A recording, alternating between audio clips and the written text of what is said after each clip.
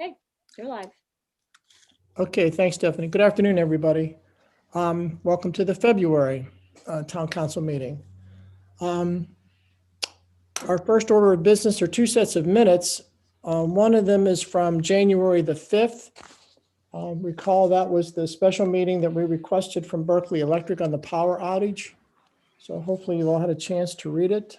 Could I have a motion to approve? So moved. Second. Okay, any discussion on these minutes? Okay, all in favor? Aye. Thank you. Next is the minutes from our January 5th regular town council meeting. And the same, could I have a motion to approve? So moved. A second? Second. Okay, any discussion on these? I have just two follow-ups questions, and it relates to the main road corridor discussion that we had last month. There was going to be some possible follow-up from either Kika or Seabrook Island if they had a formal response to the main road corridor project. And I just wondered if Stephanie or you, Mr. Mayor, had gotten anything from either Kika or from Seabrook. I have not. Stephanie, do you? No, I have not. Okay. That's my only question. Good, thanks, Scott. Okay, a motion and a second. All in favor? Aye. Aye. Okay, those minutes are approved. Recall, Scott brings up a good point, and we'll follow back, Scott, and check again. We just saw them last week, and I forgot to ask. But Berkeley Electric committed that they would be attending the Public Works Committee. So I'm not sure, John, if you have them on an agenda or not, but We have a meeting in a couple of weeks. I'll get with Petra and see if we can't get them to come to that. okay, great. The next item on the agenda is the mayor's update. I have three items. One, again, thank you for the time and effort on our planning retreat. I hope you continue to feel that it was productive and worthwhile. Petra was working on the minutes, and we will have the minutes in February. So I think they'll be probably fairly such a volume. So we'll give us some time to really review them. And then equally, our town notes will be coming out in the first part of April. So that'll be an opportunity to really say to the entire community what we were working on, what we discussed, and really what some of the, our priorities were. So that'll be the next steps for the planning retreat in terms of the minutes and then getting them out, along with just everybody, as we just talked about, beginning to work on them on your own. Secondly, Dan and I and Stephanie and former Mayor LaPuma and John Taylor, I guess that was everybody, met with Mr. John Zolgar. Mr. Zolgar is the chairperson of the Johns Island Task Force. Both Charlie and John Taylor knew him because they're our representatives now, along with Dan, to the task force. So we had a productive conversation. Mr. Zolgar's been here for 5 years and has really done a great deal of work in terms of the organizing a sense of energy from this task force. It's a big group, and they have not necessarily been able to work as effectively as they would have wanted in the past. But I think he's really making a concerted effort to change that. His focus is really zoning and development. And he shared with us a letter that he had sent to the Charleston County Planning Commission on January the 8th, just as an indication of the type of things that he was working on. And so I think he'll be an asset. I mean, obviously the work that they're doing is an asset to Johns Island, but it really speaks to the uphill battle they're going to have in terms of really working as some type of an organized unit with both the city of Charleston and Charleston County in terms of this, enormous pressures on development. One of the things that he did say, and I think we have to think through what the meanings really, what it really represents, is that they being the Johns Island Task Force, were not taking a position relative to the different scenarios, the different alternatives to roads, or to the road, or to a road. And basically he was saying that it is just such a contentious issue, and certainly it's divisive within that task force itself. There's so many opinions and so many approaches, from doing nothing to, any one of the scenarios, that they kind of skirt that. They talk around it to continue to focus on zoning and development. We'll have to see. We'll have to see. I think clearly, but it did acknowledge that roads were probably the major concern that anybody or everybody has on living, working on Johns Island. So anyway, we'll have to weigh that. But in either case, Dan and Charlie and John and Paul Roberts are, very active members of this task force, and will continue to bring back to us as council in terms of progress. Getting back to your point, Scott, in terms of the association is represented on the task force, as is Seabrook is a representative on the task force. I did share with him the letter that we had sent back in December. So, I think that this whole issue is going to be a pressing issue for all of us, probably the most pressing issue for all of us in 2021. And I think probably it's the single reason they have monies. And I think that the issue just continues to get, the seriousness of it just continues to grow. So, and then the third thing, Stephanie requested, and I approved, an adjustment for a compensation adjustment for all staff effective January the 15th. This adjustment was in the form of a one-time adjustment. It was not it will not be part of the employee's base wage. It will not be something that will carry forward. It is in recognition to a wonderful job that the town staff has done in 2020, really making for all in all, a very successful year, considering the conditions that they worked within. If you recall, in the 2021 budget that we're working in right now, there was monies, $38,000 was part of that budget for employee compensation in the traditional mode. It would be part of their base wage. It would be performance-based. It would be everything that we would have done normally. And it will be something that we will do obviously going forward.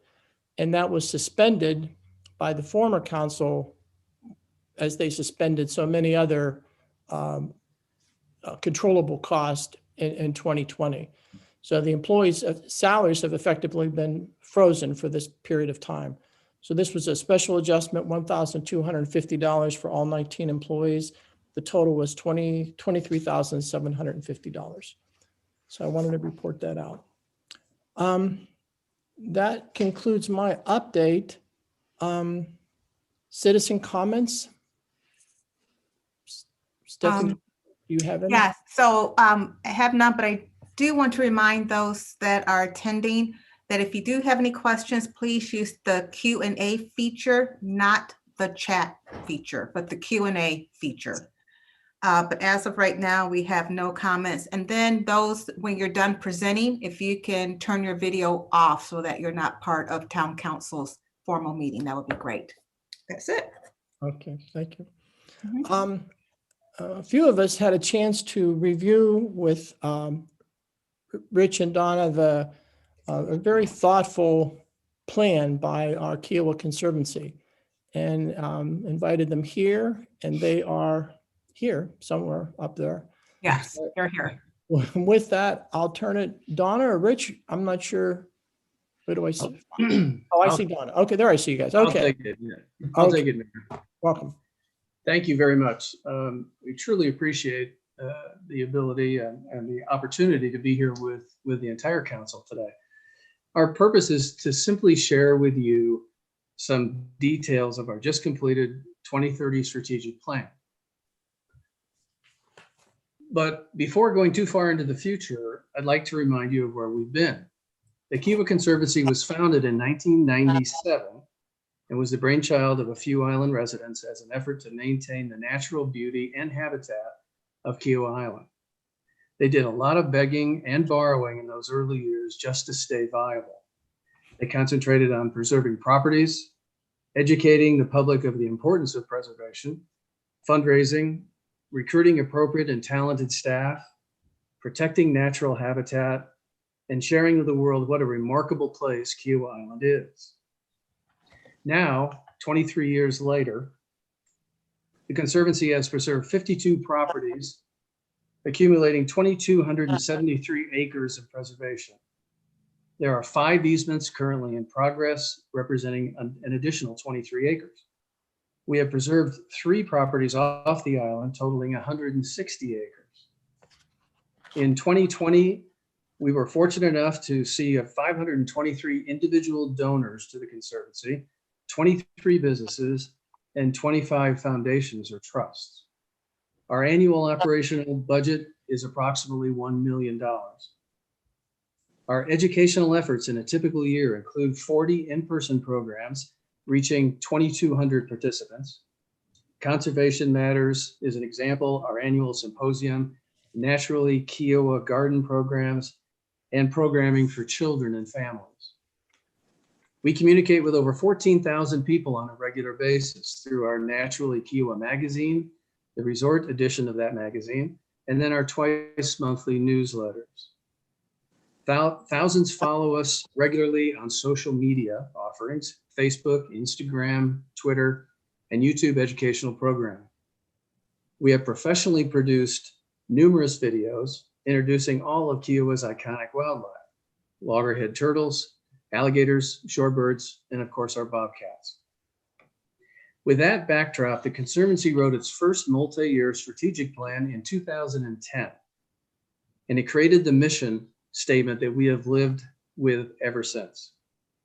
We provide the vision, leadership, and resources necessary to preserve and enhance Kiowa Island's unique balance of nature and development. We are an independent, research-driven, non-political, not-for-profit organization. Critical components of this prior mission is we exist to preserve and enhance habitat.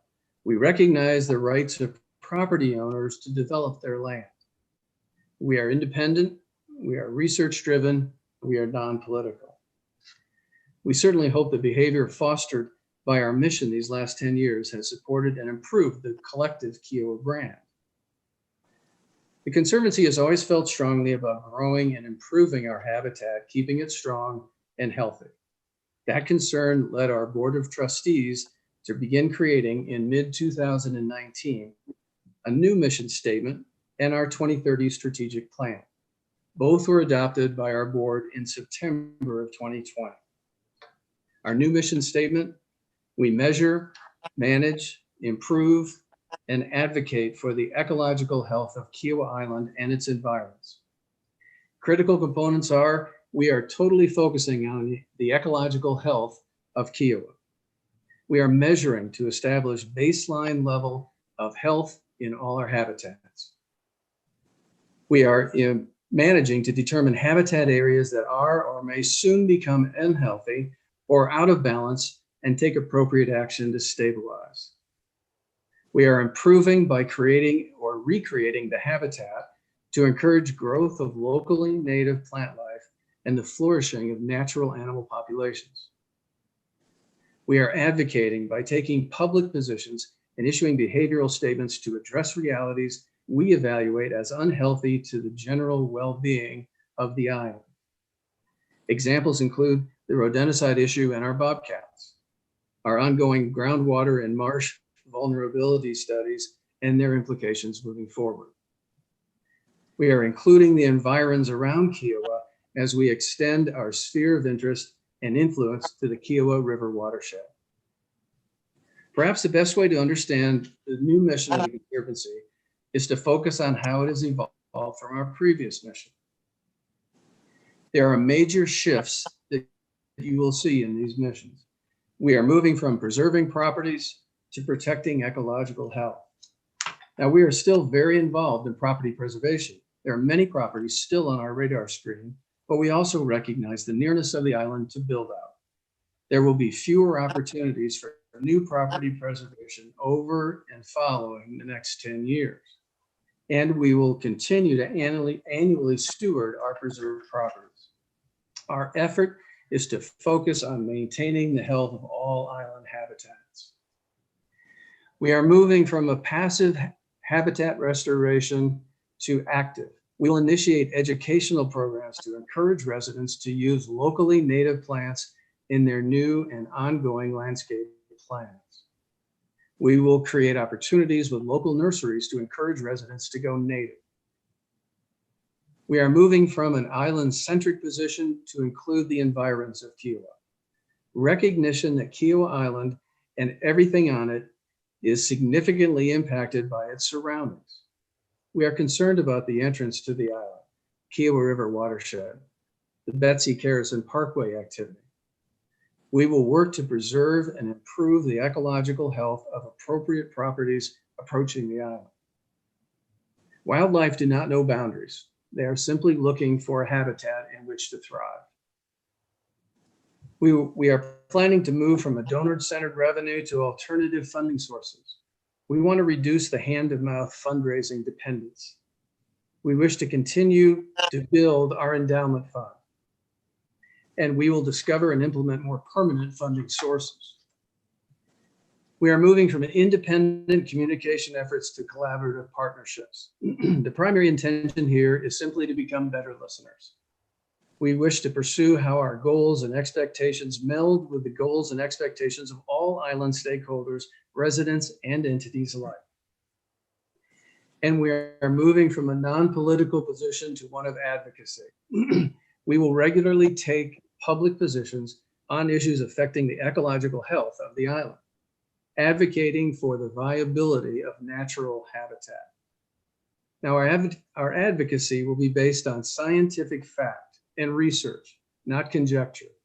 For example, our leadership was on display when we advocated for the land swap and preservation of property at the entrance to the island in 2017. And also as we collaboratively advocate for our current bobcat population. Now, to carry out this mission, we have created the following strategies to completely focus on over the next 10 years. Under preservation and stewardship, we wish to continue to take a leadership role in preserving the critical habitats of the island and its environs.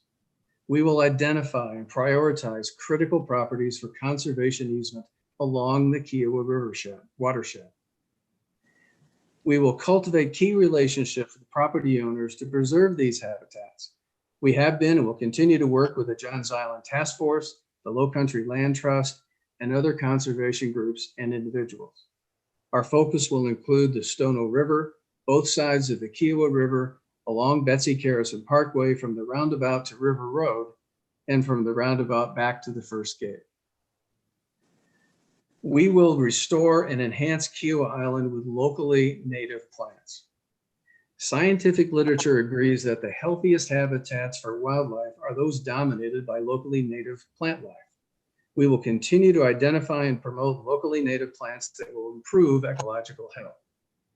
We will identify appropriate locations and conditions for best success, and then communicate that information to residents and stakeholders. We plan to initiate participatory programs to incentivize residents to use locally native plants in their landscaping. That may take the shape of discounts, rebates, participations, and expenses. We will continue to identify and work toward the eradication of invasive plants. And we will continue to refine criteria for the Naturally Kiowa Habitat Award Program for residents' front and backyards. We will be encouraging and emphasizing locally native plants. We'll also engage with and include regimes in that effort and engage with island entities to influence landscaping decisions and compliance. And of course, communicate the benefit of the award to all stakeholders. We plan to define, measure, and manage the ecological health of Kiowa Island. Simply preserving properties is not enough. Maintaining healthy habitats is the only path to a stable and secure ecological future. It is a natural progression to emphasize ecological health along with property preservation. We will develop a system to assess ecological health based on scientifically identified measurements. We will work with scientists and researchers to establish specifications for healthy conditions over all of our habitat types: marshes, ponds, shrub thickets, dunes, and maritime forests. We plan to further our understanding of natural and human threats to ecological health and identify mitigation actions, to determine negative health trigger points, and to take action to improve and rectify. We will use research to define and explain ecological health to all constituents and identify collaborative actions. For example, collaborate with the community association and the town to develop methodologies for flood and sea level rise mitigation. We plan to create and deliver an annual ecological health of Kiowa Island report using multiple forms of communication. We will discuss overall habitat health status, issues of concern, and immediate and future corrective actions that may be needed. In the public affairs and communications area, we seek to engage and collaborate with key stakeholders: the Kiowa Island Community Association, the town of Kiowa Island, the Kiowa Island Golf Resort, the development partners, residents, and the public. This is an especially critical strategy because it recognizes the role that all entities play in maintaining the health of Kiowa Island and keeping the Kiowa brand strong. It again involves the Conservancy becoming better listeners. How can we help you achieve your goals? For example, in the flooding and sea level rise area. How can we reinforce your image and positioning? For example, assistance with the rodenticide and bobcat issue. How can we help strengthen your Kiowa Island brand? Perhaps continuing to highlight conservation to all visitors to the island. Engagement and communication with all stakeholders are important to us. We will develop and actively promote a communication campaign to encourage environmentally sound resident and visitor behavior toward Kiowa wildlife and habitat. Sharing this with all Kiowa populations, we hope to energize the community with an inclusive list of individual behaviors that will grow with us as we recognize additional needs. It's called RSVP Kiowa: respect wildlife and their habitat, support ecological health, volunteer in environmental efforts, and protect native habitat. RSVP Kiowa. We will look to participate in an official, meaningful way in the ongoing functioning of all island entities, for example, as board members of these groups. And we will actively work to become better listeners and create more understanding of your situations in order to further more cooperation. In the advancement and funding area, we truly wish to secure alternative sources of funding. We wish to identify, research, and pursue sources of income that will be more permanent. Our objective is to spend less time soliciting funds and more time pursuing our mission.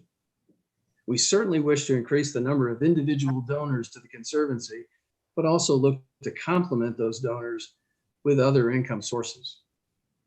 This may include, but is not limited to, a more robust overnight guest program through the Kiowa Island Golf Resort, perhaps an environmental preservation fee, a fee on sales transactions, or a fee on new and rehab construction.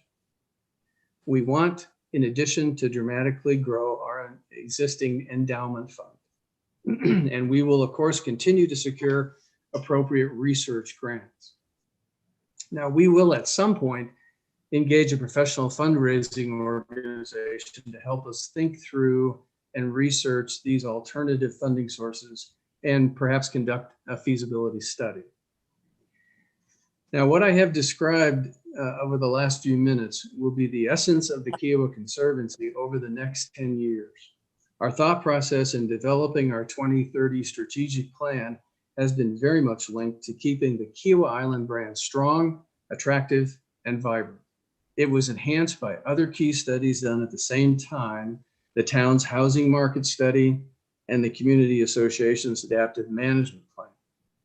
A critical reason why people visit and buy on Kiowa Island has always been the beauty of its natural habitat. We intend to keep that natural habitat healthy. Again, thank you so much for your attention. We would love to entertain any questions, thoughts, comments that the council may have. Thank you, Rich. Any questions or comments or thoughts on the council?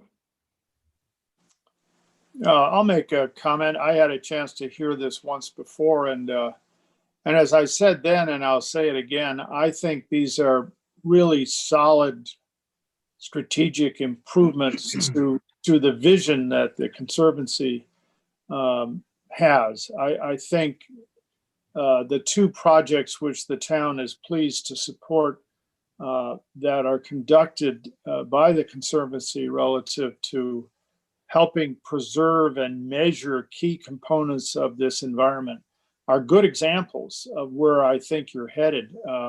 So just collecting land is good, but it does have its limitations, especially we're at this late stage development. And as you pointed out, Richard, late stage development is much tougher than early stage development. You know, you've got more neighbors, you've got more concerns about how we work together. I think the collaborative effort that you talk about is where the town feels it needs to be. We were talking earlier today, all of us, about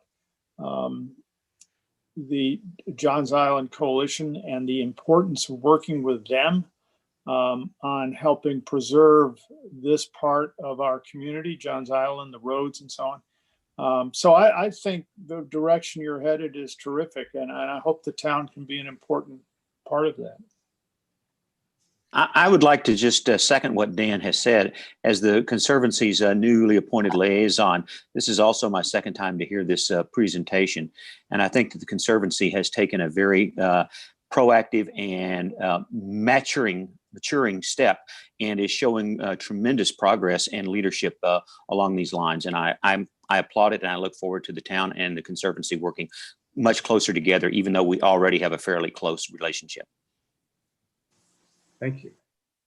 Great, Scott. Any other comments? Rich, Donna's there somewhere, but thank you very, very much for taking the time this afternoon to share this with us. It gets better. Thank you, Mayor. Okay. So thank you again.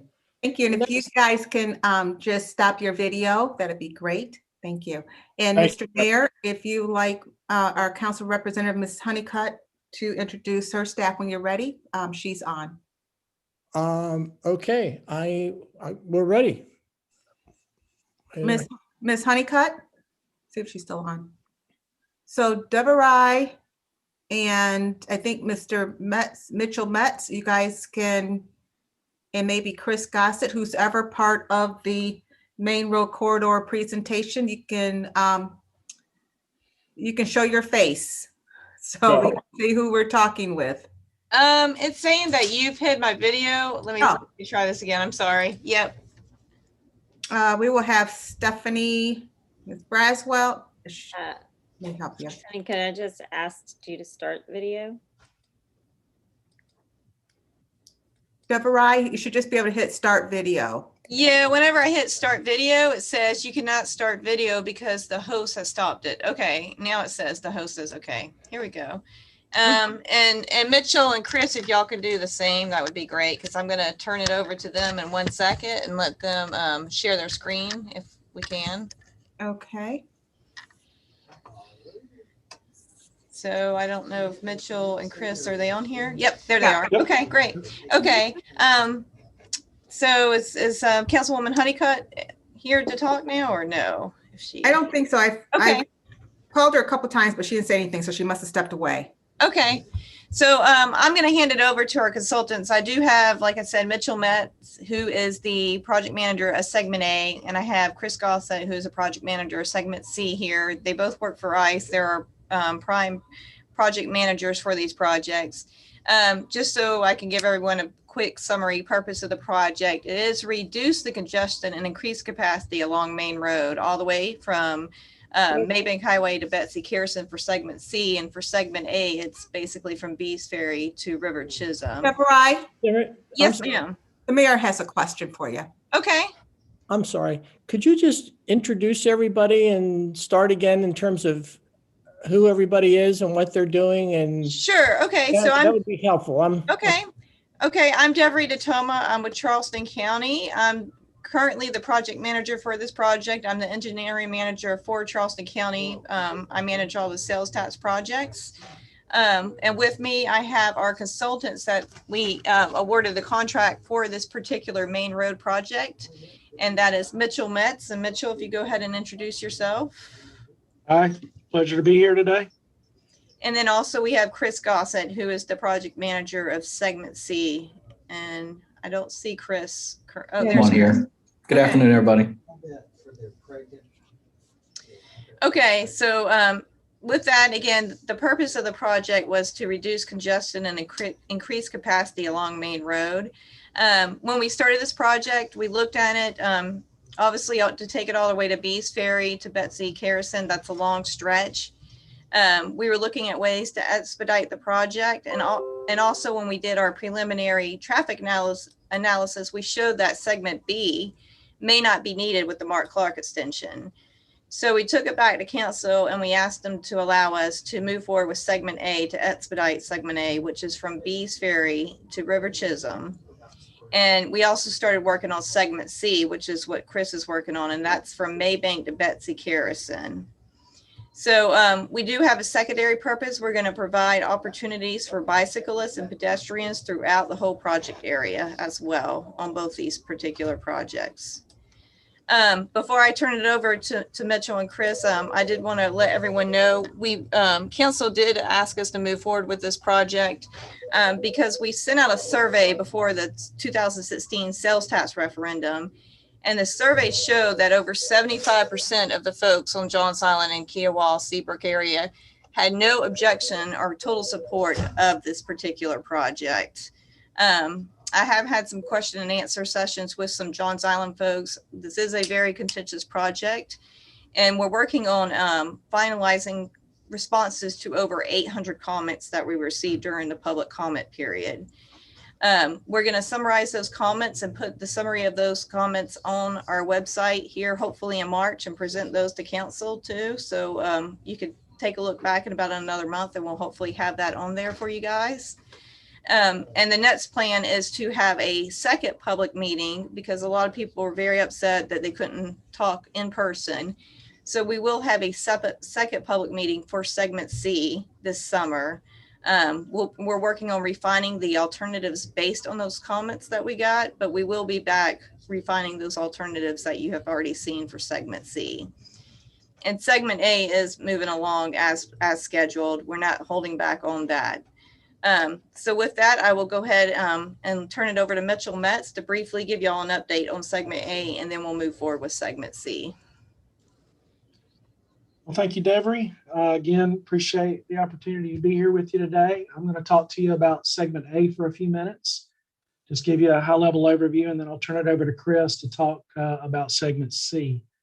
I've shared my screen here, and where we're at now on Segment A is we've identified a preferred alternative after studying a number of alternatives specifically for the interchange in the 17 Main Road area of the project. We have identified a preferred alternative, and currently we're moving forward with the detailed design work to develop that alternative to a point where we can submit a permit application to the U.S. Army Corps of Engineers. The plan for that will be to get that done and submit it this summer. right now, what I want to do is just kind of touch on some things about segment A that you may or may not know. But here at the southern end of the project, we have a roundabout at the River Road, Chisholm Road intersection with Main Road. And one of the things we've added since our last public meeting is an additional access point to the Limehouse boat landing here over to River Road. Okay, so once this is done, we'll have a series of right-in, right-out connections to the boat ramp, both the current one on Main Road and this new one here at River Road. Okay, additionally, I think one of the major components of the project and one of the secondary purposes that Devery touched on was the bicycle and pedestrian accommodations. And a significant component of that is how do we get across the Stono River? The existing Limehouse Bridge, which you see right here, is going to be restriped to carry 4 lanes of traffic for vehicles. And we looked at several options for the bike ped path to widen the existing bridge, but where we're at now is a separate standalone structure that you see outlined in pink here to take us up and over the Stono River parallel to the existing Limehouse Bridge. And this multi-use path will connect all the way back to Bees Ferry and will in fact connect to the West Ashley Greenway. If you see where the West Ashley Greenway comes into our project, it ends approximately where this push pin is. And we'll pick that up and extend the West Ashley Greenway multi-use path up and onto Main Road and back along Main Road, back to Bees Ferry Road, where you can pick up a multi-use path there at Bees Ferry. So it'll complete that connectivity there. Obviously, the other major component from a traffic standpoint is the traffic making this left turn coming on the island and the return movement going back off the island. And the alternative we came up with was by far the best from a service of traffic standpoint. It also had the least amount of relocations and minimize the other important environmental impacts. And it's a series of directional flyovers here that will take you onto and off of Main Road. I think a key component to this will be at the existing intersection of 17 and Main Road. Main Road will be elevated and bridged up and over US 17. So there'll be no direct access from one of these roads to the other once we build this project. All of that access will come via this new interchange here with 17 to bring you onto and off of the island. Obviously, another critical component of the project, as you all are, I'm sure, well aware, is the some of the drainage and flooding events that have occurred over the last several years. This particular stretch of Main Road through this location has been inundated, leading the road to be closed. So we're looking hard at obviously designing the road to accommodate the anticipated drainage conditions where we certainly don't have that occur when this project is ultimately constructed. So we're moving along with the detailed design work. Again, this project from a public standpoint has been, I'd say, pretty universally supported. The alternative that's been selected has been pretty universally supported and approved based on the comments that we've received. So that's good. And that's one of the reasons we've segmented the project like we have, so we can move this forward as quickly as possible. We'll be working to get the environmental work in order and submit a permit application by, we said, this summer, with the hopes of getting this project to construction by late 2022, getting this project underway and actually turning some dirt. So that's a pretty high level overview there for segment A. And at this point, I'll turn it over to my colleague, Mr. Gossett, to give you a rundown on segment C. Mitchell, excuse me, but before we leave, you mentioned an operative word, approved. Is this project approved and funded? Yes. Okay. It's part of the county sales tax referendum, so there's funding there for it. Devery may want to step in. The county also went to the state infrastructure bank. Devery, you can go ahead and pick it up there. Yeah, we got a $40.5 million grant, a SIB grant also to go towards this project. So this project is fully funded. Fully funded and approved by council. Correct. Okay, thank you.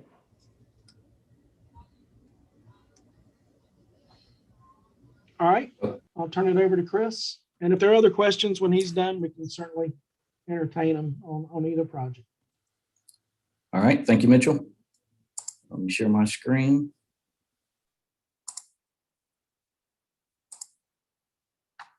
All right, good afternoon, everybody. Again, I'm Chris Gossett, managing the segment C portion of this project. What I'm going to share today is just run through the alternatives pretty quickly. And I'd like to start here with the website that was put together for this project. All the information that I'm going to show you and you can find on the website. This is the Main Road Segment C public information meeting portion of that website, which has all of this information. Real quick, the overview of the alternatives. We initially started with 9 or 10 alternatives. 4 of those got weeded out pretty quickly that they didn't meet the purpose and need of the project, or they were lacking with helping the traffic issues. So what we have left are 5 reasonable alternatives that meet the purpose and need of the project. Real quick, the first one, and let me do Google Earth to be easier. All right, so the first one is widening of Bohicket, and all of these projects are all of these alternatives on the, we'll call it the southern end, start at the intersection of Bohicket River and Betsy Carrison. Alternate 1, which is the widening of Bohicket, runs along the existing alignment of Bohicket to the Maybank Highway intersection, and then just north of that to the next intersection to make one better improvement in that overall facility there. One of the things that came up on this very early on, we knew this was going to be contentious. The concern for the trees and the cultural aspect of the island is very important. We recognize that. And the option that we came up with, if you drill down into some of these displays, we are using a combination of a divided highway, very similar to what was done on Betsy Carrison, to preserve that tree canopy along the road, and other areas that are more densely populated with less of that tree canopy. We're using a 5-lane section, so it'll be 2 lanes in each direction with a center turn lane. And that is the same concept for alternate 1 and alternative 2. So we'll jump to alternative 2, which is using the existing alignment of River Road. Again, it starts at the intersection of Bohicket River, Betsy Carrison, follows the alignment of River all the way back up to the intersection of Maybank Highway. Very similar concept where we use a divided highway section and a 5-lane section with that center turn lane, with improvements at Edenvale, Plow Ground, and Maybank Highway.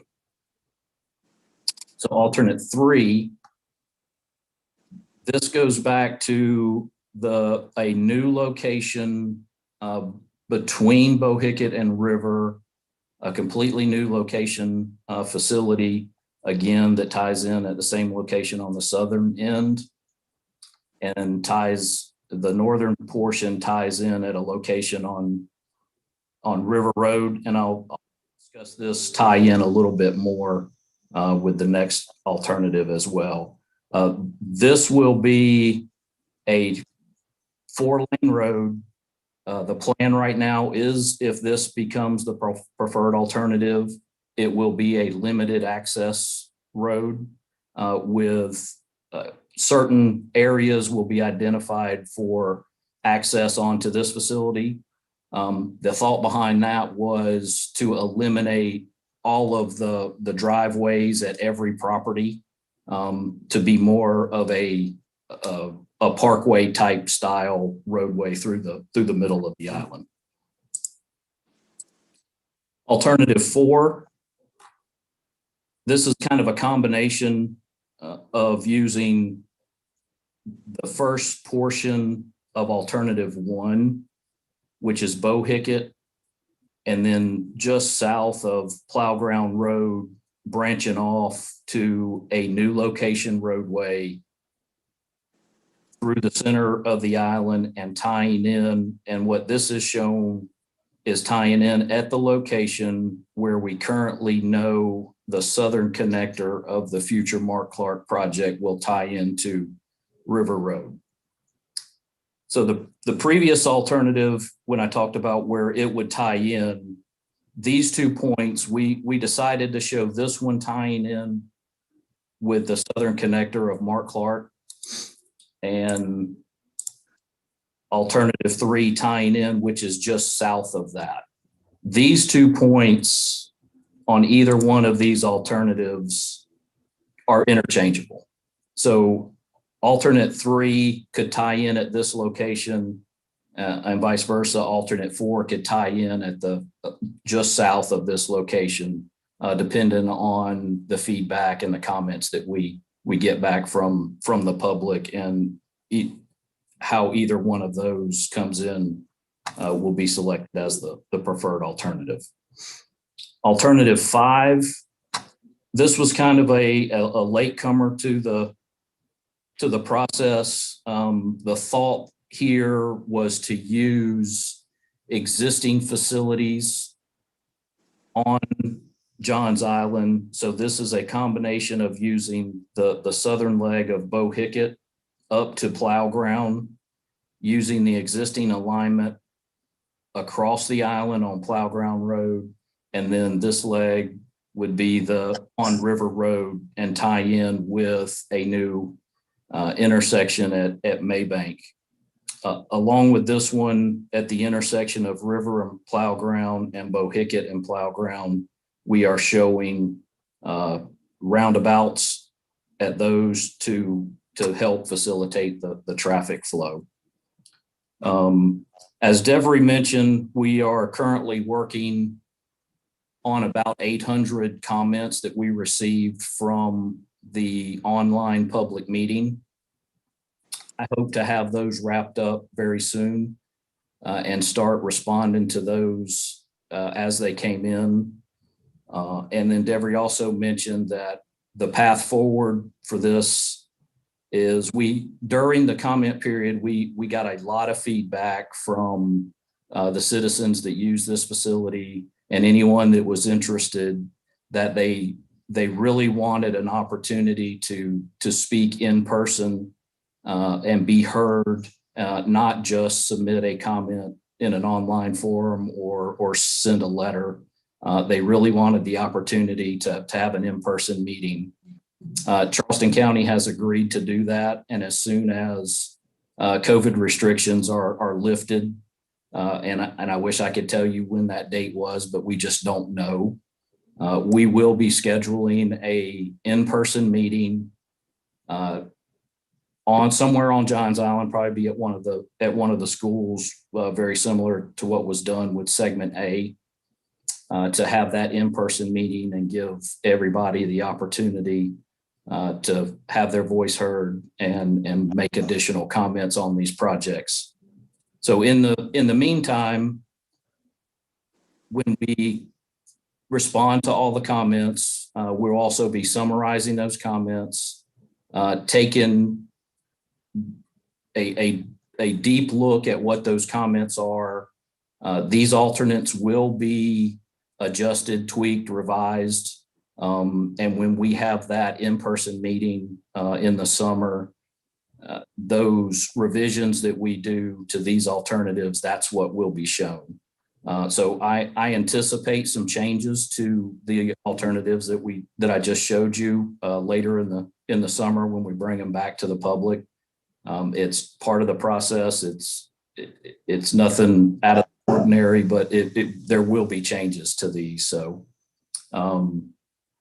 tried to keep that brief. I know it's a lot of information to digest, but I guess we can go back to, I'll stop sharing my screen. We can go back and answer any questions that anyone has. And I will add that we don't have a cost estimates for segment C yet. We do know that the alternatives vary anywhere from 8 to 12 miles, I believe. So there is going to be cost. We should have more about the cost when we have the next public meeting. Thank you, Chris. Comments from council? I have one question. Back in segment A, this is apparently a done deal, but do I understand that you're going to put this multi-use path, the bike and pedestrian path, separate from the current bridge so that while this is being constructed, traffic along the bridge will not be impacted? Did I understand that correctly? Yeah, the pedestrian bridge across the Stonehill will be separate from the bridge. Now, there'll be some work on the bridge to restripe it. That'll require lane closures and probably some traffic restrictions, but those should be pretty minor in nature. But you're correct. The new bike ped bridge, the multi-use path would be standalone. It's offset from the current Limehouse structure, I think a minimum of 10 feet, and that's done with input from the Department of Transportation for inspection vehicles and snooper trucks and things like that to be able to get in between the two structures and inspect them. So thank you. It'd be a separate structure. Yes. Mayor, Miss Jenny Honeycutt is back. She had to step away for a second in case anyone has any specific questions for her related to council on this project. She wanted to say hello. Hi, everybody. I am so sorry. Having a little bit of video issues today and have been in and out. I've got other meetings going on, but I wanted to be present to see this presentation to make sure you all understood where the county was and, of course, make myself available, which I always am. The best way to reach me is via email at jhoneycutt@charlestoncounty.org. And I'm going to have to sign off, but it was a pleasure being with you today. Thank you. Thank you. Chris or Devery, on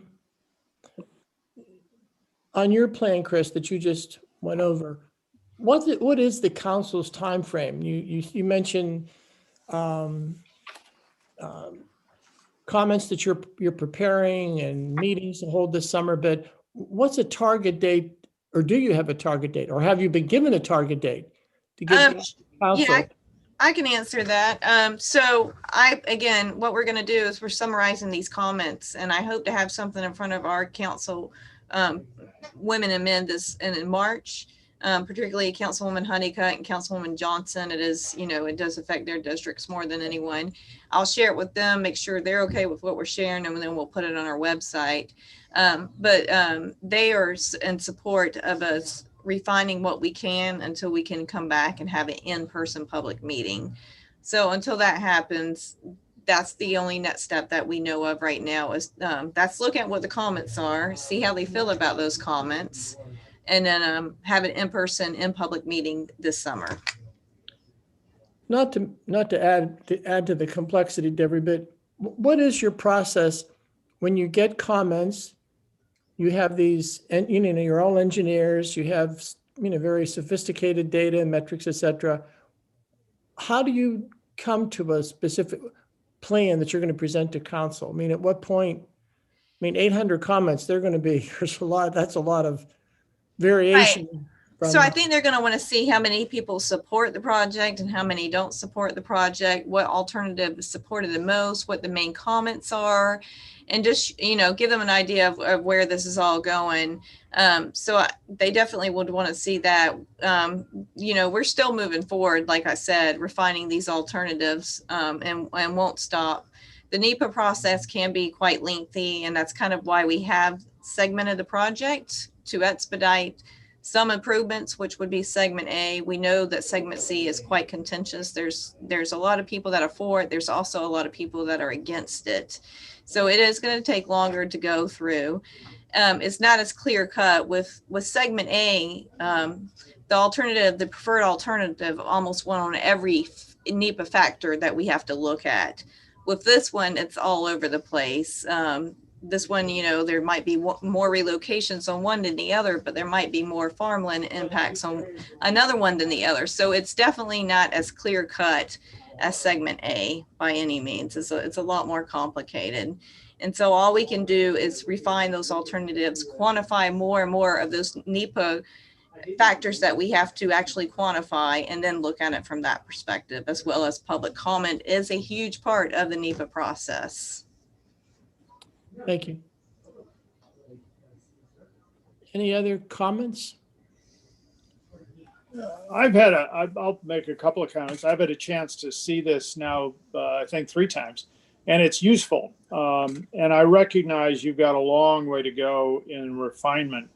I do find it interesting that many of the alternatives help solve what at least I feel is important, which is moving traffic from the various islands and Johns Island into where you're either going to get on the Stono Bridge and go into town, or you're going to connect with I-526.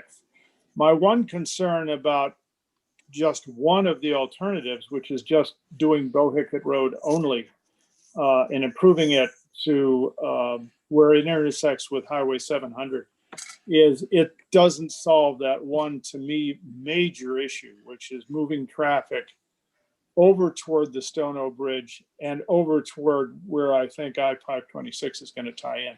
That one seems to be a critical weakness, at least in one of the alternatives. And I'm sure you look at this, and that's ignoring costs and all the rest of the stuff.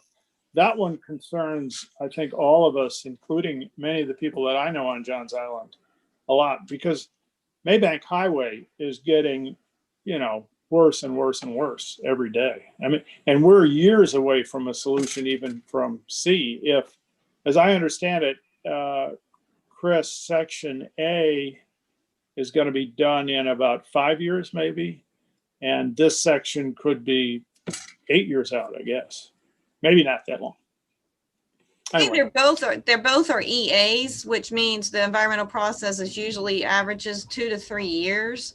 This one has been delayed because, again, we've had so much public comment that we want an in-person meeting. So that has delayed some moving forward. Also, I will share, Chris, if you could show them on the screen where to click to go to look at how each one performs from a traffic standpoint. I think you that's very interesting information that we didn't initially have on the website, and it actually shows how Bohicket widening would improve traffic. Can you share your screen and kind of show where that link is, Chris? Yep, we'll get to it.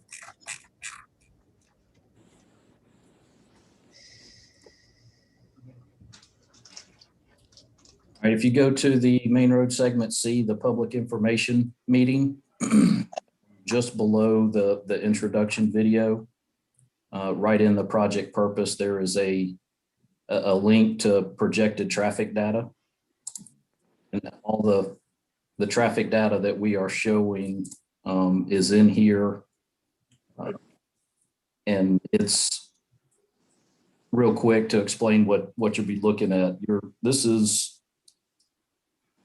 a volume to capacity ratio study. Because of the length of these corridors, it's Bohicket being the shortest, which is a little over 8 miles, River Road being the longest, which is about 12 and a half.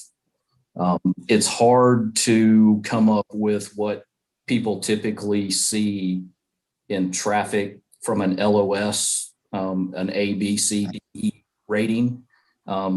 Because the length of these corridors are so long, we look at a volume to capacity ratio. So it's a 4-lane facility, 2 lanes in each direction, by normal traffic capacity standards carries X number of cars. And that's the capacity, and the volume are the either current or projected volumes for the road, and it's a simple ratio. You can see in the bottom right-hand corner what the colors mean. Of course, the lower the number on this ratio, the better for traffic. So this what you're seeing here is as the roads are today.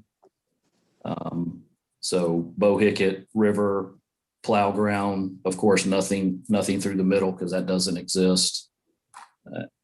And then we do one of these for each one of the alternatives. And you can see Bohicket turns completely green all the way through the project limits. Same thing for River Road for alternative 2, and so on and so forth throughout all of these alternatives. And there are some challenges to some of these. So for alternative 4, we're using Bohicket, this new location section tying in. There is still an issue north of that on River with this alternative, but the idea was that this ties in with the southern connector. And for alternate 5, again, this in south that comes up, and all of these alternatives and all of these traffic studies were done with the assumption that Mark Clark Extension would be built and that southern connector would be there. So that was an assumption that was made going into all of these. So whether we think that is, whether you think that might be the case or not, that's the assumption that went into each one of these. Then below the VC ratios, we've got some simple traffic crash data with some heat maps. Of course, the bigger the area, the more colors, the more accidents and the more severe. And again, we just have these on, that's Bohicket and one for River. So all that information can be found on the main road corridor segment C public information page. So Very good. Very good. Okay, any other comments? Thank you, Devery and Chris and Mitchell. Thank you very much. Stephanie? I just have one comment. Looks like someone had put into the Q&A. I'll answer the first one a little bit later, but the second question that came through, I'll read it verbatim. You guys can see it there. If you click on your Q&A, it says, as a 30-year resident of Kiowa, I want to thank Mitchell and Brett. Mitchell, so excited for the segment, including the new design of the 17 Main Road intersection and multi-purpose bike pedestrian lane. Brett, I really appreciate your thoughtful and respectful approach to segment C. To me, Alt 3 does most to move traffic while respecting the character and history of both Bohicket River Road. No brainer. Keep up the good work. So thank you, guys. That's it, Mr. Mayor. Okay, see, it ends on a positive note, so Yes. good for all of you. Well, thank you guys very, very much. Devery and Chris and Mitchell, thank you for spending the time with us this afternoon. We really appreciate it. We'll look forward to seeing progress. Thank you. Bye, guys.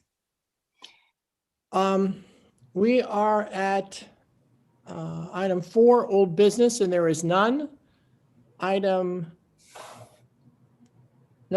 Item 6, excuse me, old business. I can't read upside. Is none. Item 7 is a consent. I would like to take A, B, C, D, E, and F as one motion. If you recall, we went over all of these at the, well, not the last Ways and Means Committee, since we just had one, but the one before that. All of these were addressed tabs 3, 4, 5, 6, 7, and 8. So could I have a motion to approve the 6 items? I so move. Okay, is there a second? Second. Any discussion on any one or all of them? Okay, hearing none. All in favor? Aye. Aye. Any opposed? Okay. Item 8 is new business. And I am going to turn this over to John Taylor. On this motion for, or on this ordinance, we will have both a public hearing and first reading. Okay, so the two issues that we will address as soon as John completes his presentation. And John, are you here? I'm here. Okay. Hi, John. Awesome. So everyone's able to see the screen there. I'm just going to go briefly through a few slides. Today's application is a zoning text amendment. If you recall, through the adoption process of our new FEMA flood maps, staff had received just a few nuances, knowing that some potential adverse impacts as it pertains to those new maps having lower elevations. And so with the lower elevations, those sort of potential adverse impacts of not being able to park underneath the structure, also having inconsistent roof heights across the island. Staff went to the drawing boards with the Architectural Review Board and others to propose what we have identified as establishing a base building height elevation. A base building height elevation. And that new term, as defined, would be replacing an existing definition within the zoning ordinance. And so today's request, we're simply asking council to review that this new term, base building height elevation, is inserted into the building height definition as a way to now measure building height based upon essentially the 2004 base flood elevation. It's just a numeric value. If you recall, this is a few graphics that Mr. Spiker shared. And these were some of the nuances that prepared. So the ability to lose or the ability to park underneath homes will be lost with the reduction of with the lowering of our base flood elevations, and then inconsistent roof heights across the island, where you might have a reduction in ceiling heights. And so all of these nuances together, the best recommendation that was presented was the establishment of this base building height elevation. This was reviewed by the Planning Commission at our January meeting, where the Planning Commission did vote to approve or recommend approval by a vote of 5-0. And I will stop there. If there weren't any other questions, I can answer those. Okay, thank you, John. What I'd like to ask is for a motion to enter into a public hearing. We move into public hearing, Mayor. I second. Okay, so we are now into public hearing. And Stephanie, if there's comments from the community, they will come through the Q&A. That's correct, Mayor. So you can ask if there's anyone that would like to speak in favor or against, or just have any general comments to please include them into the Q&A. Yeah, that would be the method to do that. Yes. And I haven't received any. So okay, you can close it if you like. Seeing none. Nope, I don't have any. Okay, and we need a motion to come out. Yes, sir. Could I have a motion to come out of public hearing? So moved. There's a second. Second. Okay. Could I have a motion to adopt ordinance 2021-01? I'm sorry. Yeah, go ahead. And this will be the first reading of this ordinance. Could I have a motion to approve? So moved. There's a second. Second. Okay. Now, any discussion on what John presented? Again, this is a recommendation from the Planning Commission. So we've had now public hearing, and this will be the first reading. So any questions, comments, observations? I think this is a very smart and thoughtful move on the part of the town. I strongly support it. And also the Planning Commission has voted for it, so I would support that vote. Okay. As a former member of the BZA, I would submit that this is a systemic approach to solving a problem that otherwise, without this being moved, will just create chaos within the BZA system. Mr. Mayor, looks like I have one question that came in from a Mark Hammonds and another question from Michael, but Michael, I don't have an email from you that you said earlier. So the question that came in, I'm not sure what the question, I'm not sure the question, but I'll just read the statement. It says, please read this in regards to the FEMA regulation of the 50% renovation threshold rule, in which a building must be brought up to current codes, including base flood elevation. Which base flood elevation will be utilized? That's the first question. And I don't know if Bruce or John, would that be the Yeah, so this current would one? only, this particular change would only impact how we're determining height or interpret height. So any changes from a construction standpoint would need to meet the standards of the new flood maps. That we just adopted on the 29th of January. Correct. And then the second question is FEMA or town of Kiowa? I'm not sure that question. So I'm not sure what that question is, kind of short, so I don't know. Understanding that our older house in West Beach, which require the most renovation, will mainly be positively affected by the new FEMA BFE. Lower and majority of situations, what considerations have been considered, if any? So I'm guessing the question is based on the historical district of the community, if there's any consideration with regards to the BFE for those areas. So this was looked at holistically across the island. And Bruce, I mean, you can chime in as well, but what we're seeing was a lowering of the base flood elevations across the island from a range of about 1 to 5 feet. And so that would include all properties. It wasn't necessarily properties from one end or another end of the island, but it was all properties that we showed sort of an elevation being lowered. So in tune, any older properties that may have been developed to older maps would essentially be able to develop at that same level based on the height determination. Okay, some of these questions, they are probably best answered. I'm trying to, some of you guys can see them, but Michael's question seems long, so I'm not sure if I'm getting his question, but I'll try to.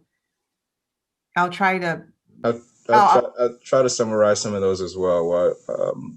Towards the last point there, I see in the question regarding will this new ordinance potentially result again in new buildings being higher than surrounding trees? That would not be the case. This would actually keep building heights in line with existing heights as they are today. You know, if it would help, you know, one of the things I think that's the simplest way to look at this, at least for me, is that if you take where the building height is established today off of the 2004 flood maps, there's a line that is that starting point for the 40 feet. What we're doing with this ordinance is kind of putting a stake in the sand at that level.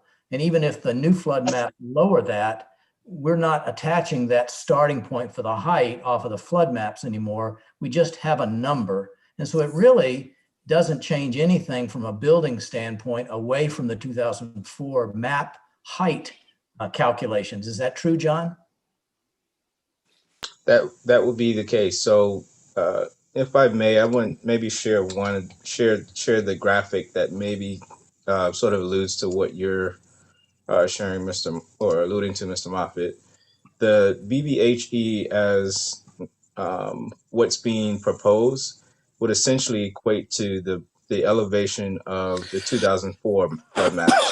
And so that would be sort of that stake in the ground, as you just referenced, of where now our building heights would be determined based on that elevation. And so it's really making it more flexible for the town, because we're not tying that height to technically we're not tying it to any flood map. We've just got correct. It just so happens that it coincides at the moment to the 2004 map. Right.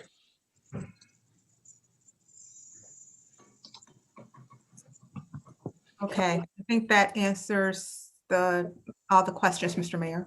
Well, to that point, Stephanie, I think when when we've asked the community members to write their questions to us, John, if you could type your response back to them.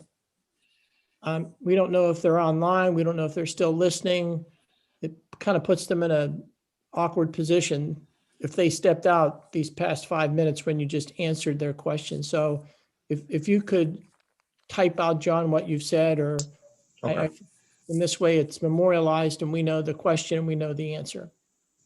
I don't know if we're going to be able to have time to type it in here, Oh, John. no, I don't think, we don't have to do it while we're working on this motion. I'm just saying, if you could just make it a point to, see, I'm just seeing those questions coming up on my screen just now. So there's. Oh, I've been reading those questions out, but we will see what we can do because we don't, other than Mr. Michael, we don't have email addresses to respond back to those individuals. Yeah, that's fine. I just want to hope that John's responses could be put in writing back to those people that asked the question to them. Okay, so we've had motion and second. Any other discussion? I'll call the question. All in favor? Aye. Okay, so that was the first reading, and we'll hit the second reading in the next meeting. Items B and C. Joe, are you here? Yes, sir. There he is. Okay, hi, Joe. Hey. If you want to take those two for us. Okay. So the big view on this is, as you guys have known, every other month, we basically had to redo our emergency ordinance concerned with mask wearing and some other issues. Because emergency ordinances under state law can only last 61 days. This is something all cities have been having to deal with. At the encouragement of the Municipal Association, cities are now turning their consideration toward making these mask ordinances and emergency ordinances into permanent, or at least semi-permanent ordinances. The change is that the ordinances are passed under the normal rules, i.e. with full notice and an agenda and 2 readings at least 6 days apart.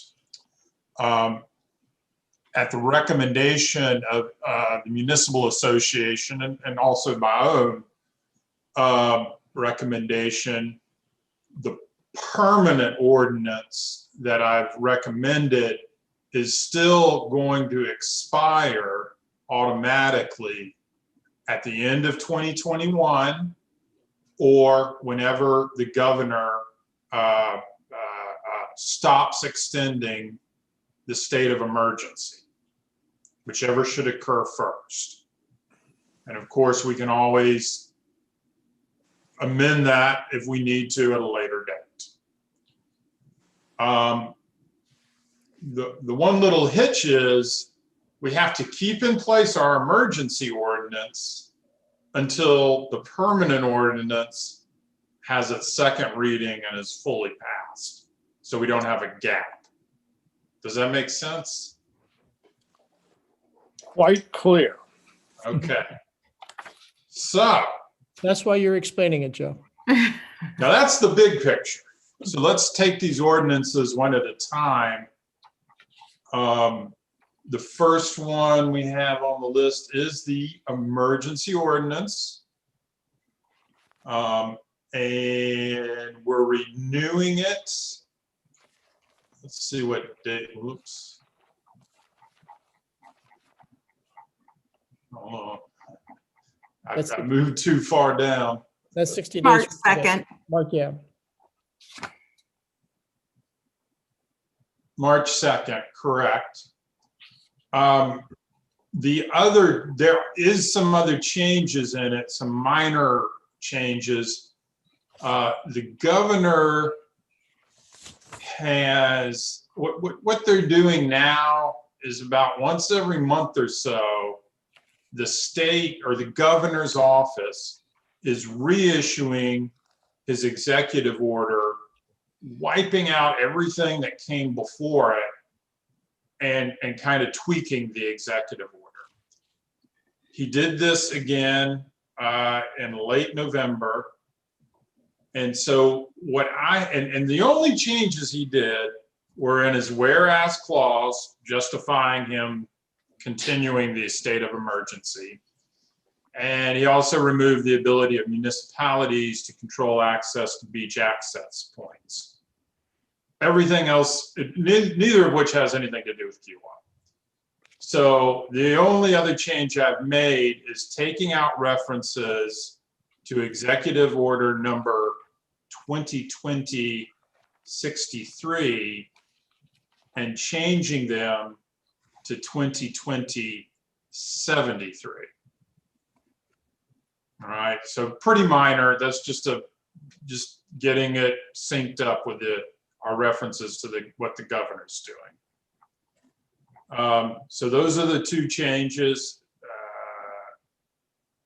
And I guess I would ask for someone to move to amend our existing emergency order to extend the date and to substitute Executive Order 63 for Executive Order 73. I have a procedural question. Certainly. Do we need to make this motion and then for me to enter a possible amendment or a change in the ordinance itself, in the emergency ordinance? How does that work? Yes. Okay. Yes, we would. Yes. Okay. Yes. All right.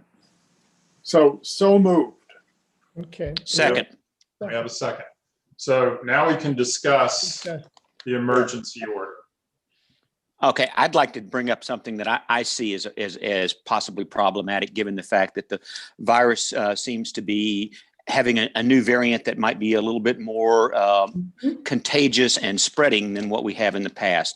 And it has to do under Section 4, the exemptions for mask wearing. Section E says while engaging in strenuous exercise / physical activity as an exception.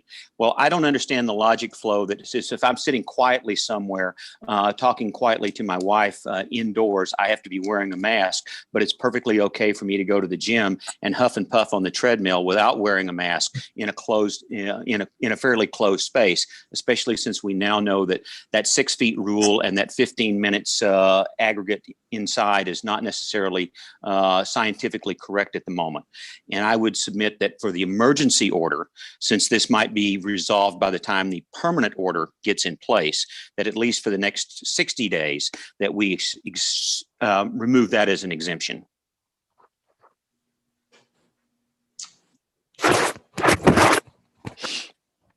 Scott, question for you. Yeah. Is it the wearing of it during exercise inside that you're concerned with? Yes, because right now you can go to the gym Right. and you can get on the treadmill, you can pump iron, you can do all sorts of things, and you can huff and puff and blow the house down, and you're inside an enclosed space with not the world's best ventilation. And yet I can't, just sit quietly and talk to my wife under roof under the current ordinance. So that just seems to be a logic flow that doesn't make sense to me from an epidemiological point of view. Thank you. Appreciate that.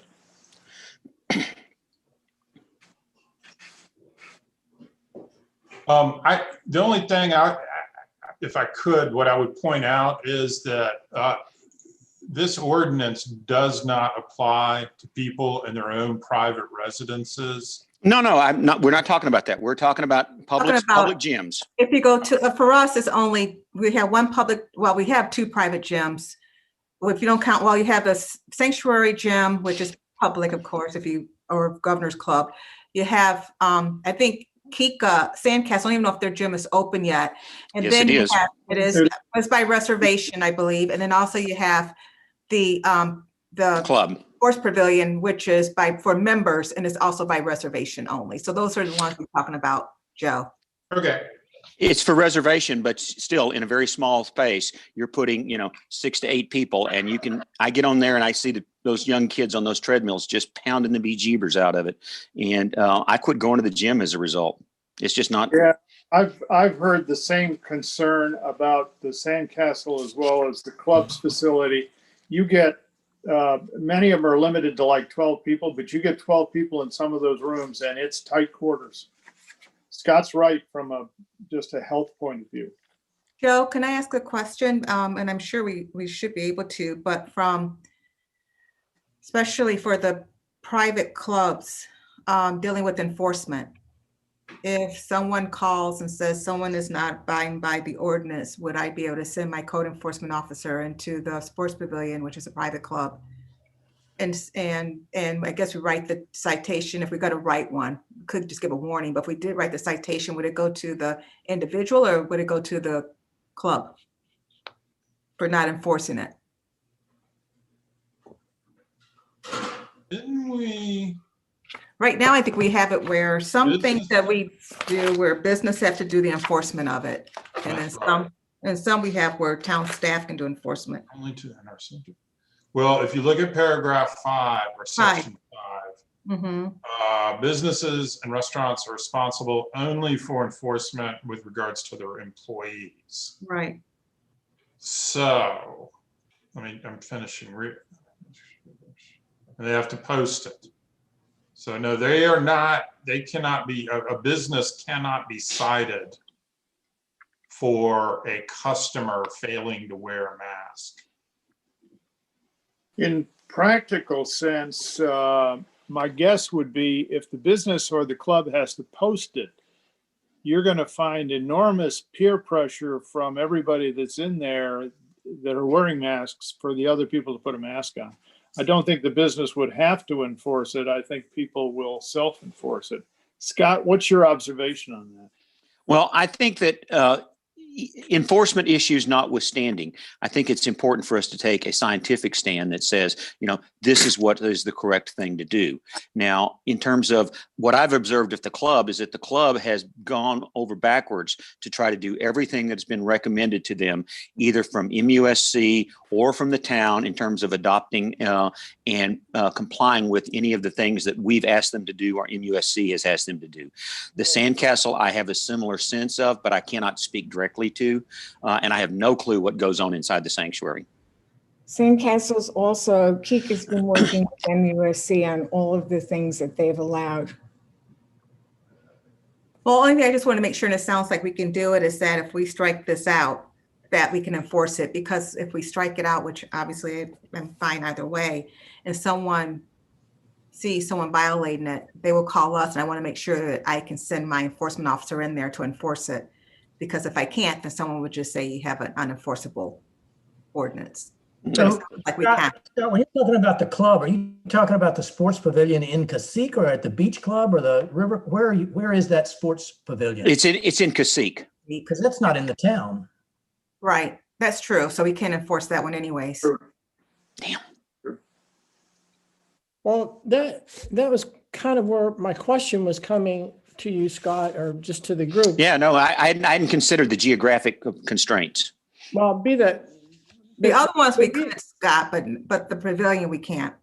We adopted, our predecessors adopted this in March of 2020. And I presume they adopted this based upon some level of guidance from the state or MUSC or whatever. To that end, I also presume that the exemptions that are listed under 4 were in a March 2020 document. So I'm just trying to. Yeah, those exemptions come from. Challenged by somebody, how we would explain what's taken place, what's different now, February 2nd, that we are now taking that exemption out. But I'm just. Our scientific knowledge has improved. Well, we've gotten to know the virus better. But that's the answer to that. Okay, but in terms of whoever was providing guidance in March of 2020, is that written someplace? I mean, I'm asking the question. Excuse me. I mean, Joe might have it. Yeah, those exemptions were adopted from the governor's executive order. Right. Now, the governor's executive order only applies to government offices. Right. But it gives us the ability to pass similar things So we just decided to adopt pretty much verbatim the exemptions that the governor had listed. There's no legal requirement for us to do that. We just were making it the same as what the governor did. And it still is the same. Correct. There may. I I'm don't know, there trying may to- be some things that they tweak. It's essentially the same, yes. And some communities I'm adopt, I'm with Scott, though. I would take E out. I mean, why would you not wear a mask? I don't know, I think some people may have some breathing issues when they're Yes, working on that. Exactly. And they're exercising too hard. That's the purpose of exercising, right? Yes. You know, I can say, as someone who does go to the gym, and is not happy about this issue either, that I know the city of Charleston has struggled with this. And initially had, you know, you have to wear your mask in the gym, period. And they have more recently amended it to allow people to take their masks off while engaged in strenuous activity. See, that makes no sense to me. I wear a mask while I'm changing, but I can then get on the treadmill and just and run 5 miles at an 8 mile clip, an 8-minute clip. That doesn't make sense. Well, I'm just telling you my perspective, and that jumped out at me when I read it. and I'm just saying that other cities have struggled with this. I mean, from a legal standpoint, we could go either way. You can take it out or you can leave it in from a legal standpoint. And Scott, again, I don't mean to belabor it, but when the folks from the association call, or when Roger calls and says, why did you strike this? That now people working out in R2 gyms have to wear masks, and they're concerned, they're upset because yesterday they didn't. And I have to say, well, because of scientific data, where is it? I mean, who can we rely on that says, I mean, I don't mean to. I understand. Because we've said for the past year that we are following, some level of, the state that's. Well, but then the government just said you have to wear a face mask in any government facility. Where's the science to support that? That was just a decision based on, like Scott said, we know the virus better. I don't know why you would not wear a mask whenever you're going to be potentially in contact with other people. Why would you not wear a mask? I'm not arguing. I'm not. I know you're not arguing. Disagreeing. I'm just trying to No, I see what your point is, Mr. Mayor. I really do. And maybe I can provide you with some scientific updated literature about that. I just haven't done, I didn't do my due diligence, perhaps. Well, if the city of Charleston, what did you say, Joe, that is that written now that you must wear it, but then you can take it off, which I agree. They amended it. They went from, you have to wear your mask in the gym at all times. Now they've backed off a little and said you can take it off while you're exercising. I don't want to jump into it, but it's kind of open to, it gives people carte blanche to not wear a mask in a gym. I think there's other considerations too. It's just not the mask, it's the distance from the other people. It's the number of total people in the room. And it's the cleaning of the equipment, disinfecting. I mean, it's not just one thing. There is a whole series of things that are involved in allowing some of these, giving permission for this. Back when all this started, we thought it was all spread by droplets. Well, now we know it's Right. spread by aerosolization. So it's got a lot longer reach from your nose and your mouth. At one time, we thought that you just couldn't be close to standing next to somebody for more than 15 minutes. And you were now we know that that's not true. And it might even be less than 5 minutes in the aggregate that you have to be around everybody. So we're just learning more and more about how it spreads. And the numbers are reflecting it. Unfortunately, right now. Okay, so we are on B, and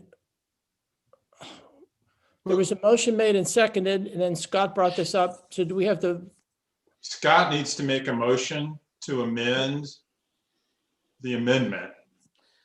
I will make a motion to amend the amendment by striking out exemption E under section 4 of the amendment. I'll second that. Okay. okay. And, okay, please read that E for me. E, I A can't. person who is engaging in strenuous exercise or physical activity Are exempt from wearing a mask. will be exempt from wearing a mask. And it's, and Scott's amendment is striking that. Right, it will be required, and Scott wants to make it a requirement to wear a mask. And it was Maybe we should- Mr. Moffett. Maybe we should add language that says while engaging in activity indoors, so that people don't take it to the next level and say, oh, gee, I'm running on the bike path. Do I have to have a mask then? But if it's struck, Scott, then it's just silent to it. I mean, we're Right. not giving Yeah, an exemption. Okay, then I withdraw that concept. Yeah, and well, and our ordinance just applies to indoors anyways. Yeah, that's right. That's right. That's exactly right. Yeah. All right, so it's indoors, and obviously it doesn't apply to you if you're at home. You can do whatever you want at home. Correct. So what we're talking really about is the sanctuary and the river course gym or And And the sandcastle. And the sandcastle. castle. Yeah. Mhm. Yeah, I got you. All right, Scott, are you withdrawing or not? I don't know. No, I'm making the motion. Okay. Joe, And I we believe have- it's been seconded. And it's what been do we have seconded. to vote on first? Scott's amendment. The amendment first, or the initial motion first? No, the amendment first. Okay, Scott's amendment first. okay, so it's been moved and seconded. Any other discussion? Okay, my discussion is that I am going to vote against that because it's my understanding that what is allowed, and I'm talking about the sandcastle in particular, where I go almost every day, has been authorized and coordinated with MUSC. And that's been consistent since the beginning of this. So I just don't agree with it. Okay. Removing this exemption. Marion, that's what you're saying? Yes, that's right. Okay. Any So, other, you can remove it, but I won't be voting for it. That's all I'm saying. okay. Any other comment? All in favor of removing the exemption? E, All in favor of approving the ordinance, but included in that ordinance will be the removal of exemption E about a person engaged in strenuous exercise or physical activity. you don't need that, Ms. Turner. You just need him to only address Scott's Amendment. amendment. Oh, just the amendment. I'm Yes. sorry. Okay. Okay, excuse me. We probably need to do a roll call vote as well. Okay, Petra? Believe it or not, I am prepared. Okay, thank you.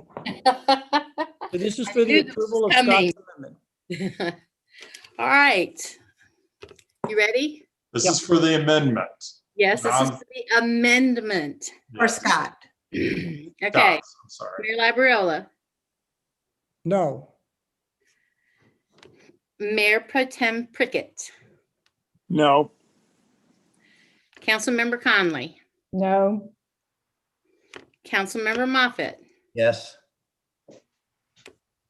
Councilmember Dr. Parker. Yes. okay, so the amendment was not Fails. It approved. fails.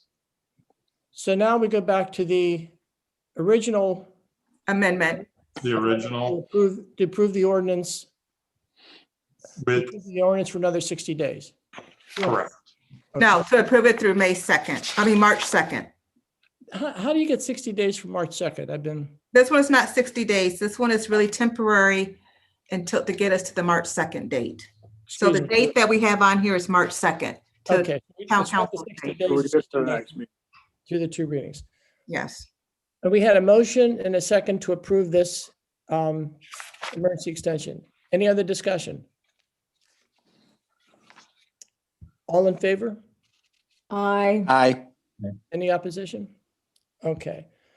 And then item C, Okay. now, getting back to Joe's comment, we would adopt really what the governor has indicated, and that is to take our emergency approval through, this is a motion for first reading. It is. This is a normal, we're going to pass it in the normal fashion Okay. with two This is readings. year end, unless there's some, well, year end. Well, someone needs to make the motion to adopt the ordinance.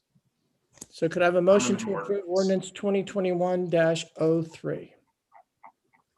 I move to adopt ordinance 2021-3. Okay, A second. second. Discussion. Okay. All in favor? Aye. Aye. Any opposition? Now this, Joe, is the first reading. Mhm. Okay. All right, good discussion. Good discussion. Moving on to tab 12.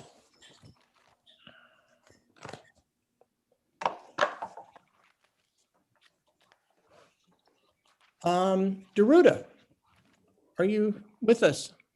Yes. Yes, Oh, there's Daruda. yeah, sorry. So, I just want to briefly give you a little bit of the background. Pretty much for 10 years, the town of Kiowa helps with local organizations and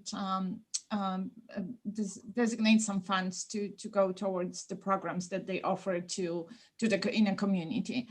And last year in May, the town council has approved $150,000 to about 20 applicants, and as a part of this program. One of the applicants was the Charleston area therapeutic riding, and they received $7,084, and it was for the riding sessions that they provide to handicapped children, pretty much to 12 children from the public schools on Johns Island and Guatemala. Of course, the COVID came after, well, during the time the contributions were actually the approval process, and all the field trips were restricted. And so they couldn't continue with or start the program for the last school year. So in beginning of January, they approached me and asked if the money, they're planning on pretty much remodeling the program to go into more of from in-person to digital and or virtual program, and if they can spend the money that way. It will be the same, pretty much the same idea, but like everything else right now, it's going to be through Zoom. They provided a budget. The budget is pretty much similar to what it was in the original budget, with the only exception that the original budget had a piece for transportation to bring the kids from the school to the barn on Johns Island. So, but with the new program, they have made some changes, and so there's part of it will go to some internet hotspot, iPads, and the rest of it will go towards the instructors. So they're asking the money, like I said, the money has been approved, and they already got the check cut as every other organization through the 2020 process, but they haven't spent the money yet, and they're just asking to your approval to modify or fund that modified program. Okay, thank you, Daruda. Just before I take a motion to approve this request, the other 20 applicants, if they made a change to their usage, what's the expectation on the conditions on which an applicant receives the money? Is there any language that talks about parameters that they can change, or how does that? No, well, this was a new situation pretty much. So usually they pretty consistent. If they applying for a program, they use the money for that specific program and used as described.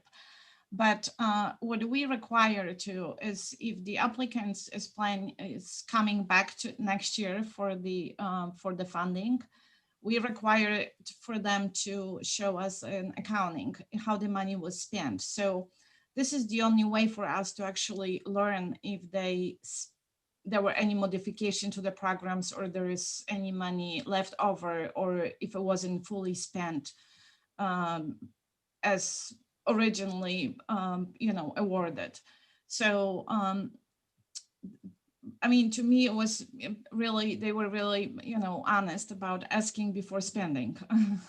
So I don't know if there's any other, we just received applications for this year process. We haven't reviewed them yet. So I don't know if there is any situation like that in other, for other applicants, but that's, that's the only one. Okay, so thank far. you.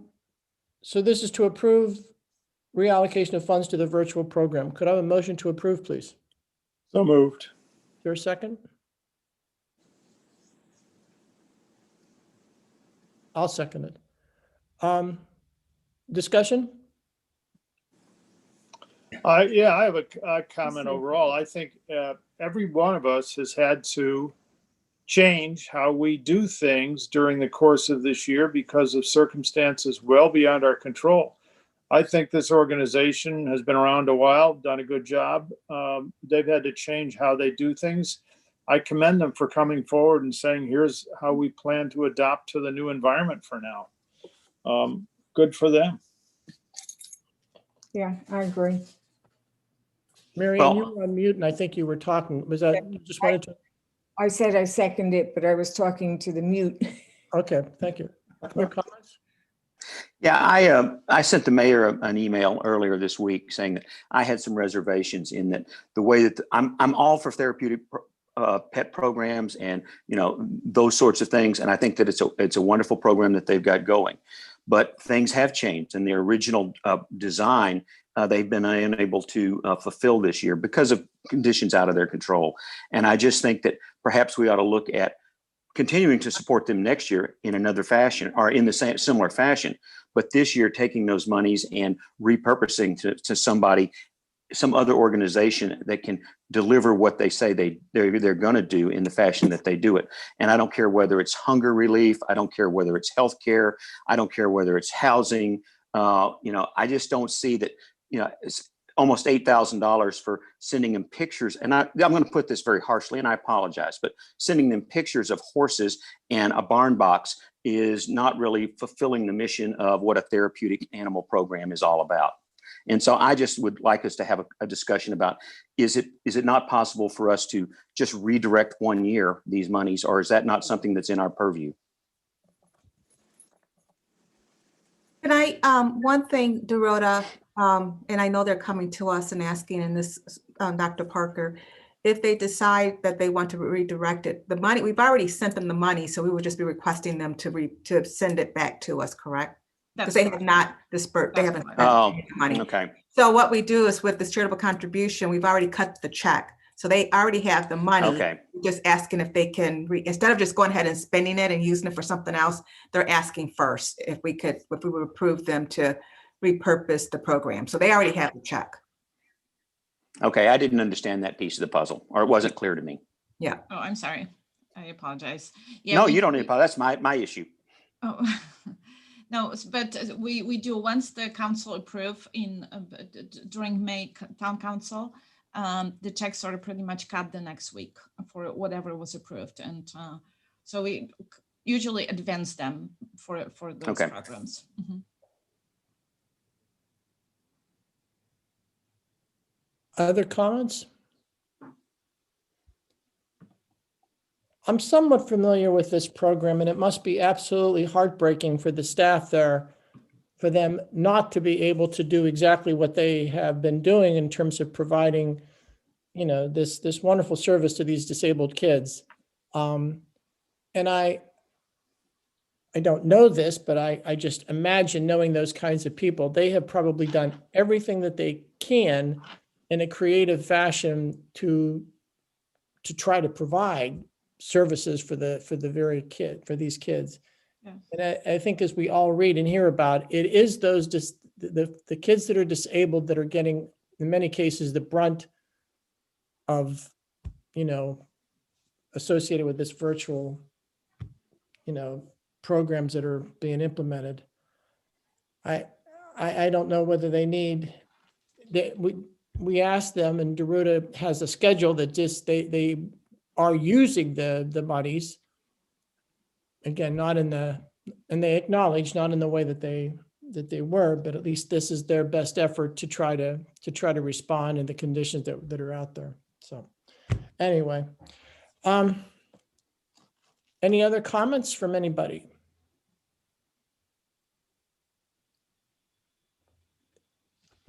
Let's take the vote. All in favor of supporting this motion, which is to approve reallocation of funds to the virtual program, say aye. Aye. Aye. Aye. Any opposition? Okay, thank you, Daruta. Thank you. Tab 13. We have 2021 committee appointments, 2 individuals for the Planning Commission, Madeline Kay and Gay Stathis. These are recommendations that come from, well, there's a memorandum from John, and then there was a backup memorandum that came from the chairs of those committees. So could I have a motion to approve Ms. Kay and Ms. Stathis to the Planning Commission? So move. There's a second? Second? Any discussion? I'm sorry. No, You want yeah. to do both? No, I'm sorry. I'm reading Planning Commission, but the first one was Board of Zoning, excuse me. But anyway, Ms. Kay and Matt Stathis to the Planning Commission. Planning Commission, yeah. Yeah. All in favor? Aye. Thank you. And now Board of Zoning, Mr. Bernier and Mr. Rosenfeld. Same thing, recommendation from the chairman. Could I have a motion to approve? So moved. Second. Okay.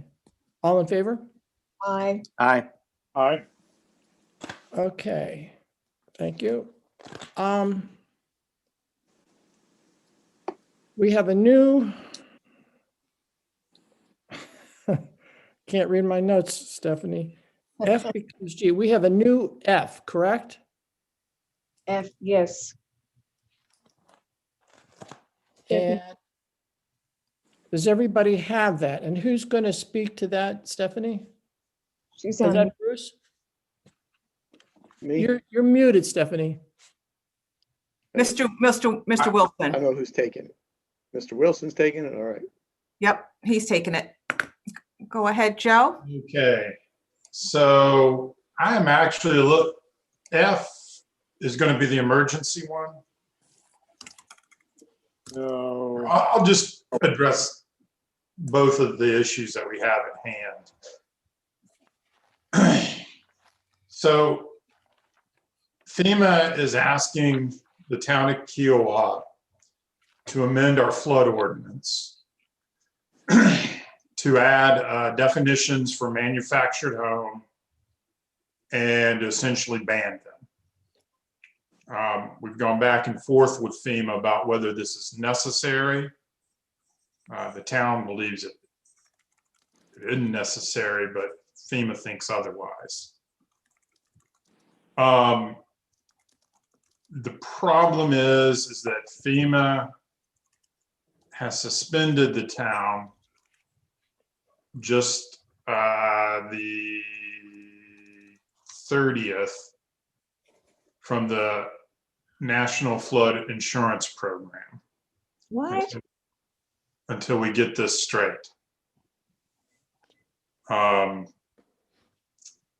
Which is why we're taking this approach. So the issue is this. The ordinance, since it's a normal ordinance, since it's a normal ordinance, we have to read it twice, 6 days apart. All right.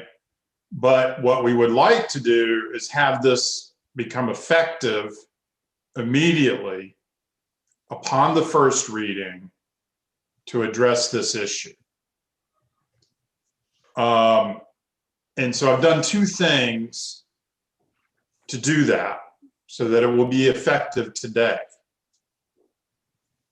Number one, we're going to introduce the ordinance as an emergency ordinance, much like we've done with the pandemic.